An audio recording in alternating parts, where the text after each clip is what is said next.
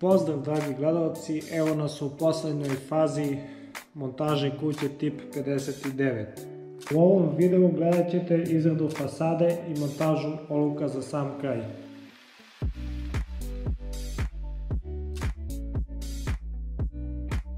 U fasadu spada stiropor debljine 8 cm koji se lepi i ankeriše tiplovima, zatim ide mreža i lepak i završni sloj. Boju fasade birate u dogovoru sa izvođačem, kao i samu boju oluka.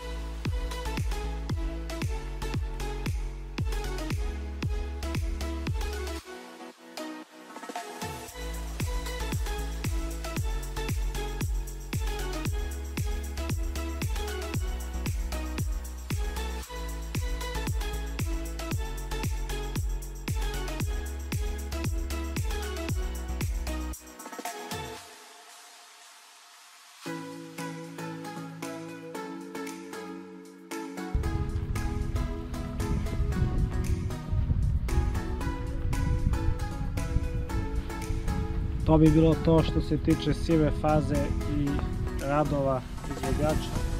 Oni su svoj posao završili, naravno mi smo prezadovoljni. Sve preporuke za firmu Maker Ivanjica, stvarno odrađeno profesionalno i kvalitetno. Nama ostaje da radimo ostale radove i vidimo se u nekom sljedećem videu. Pozdrav!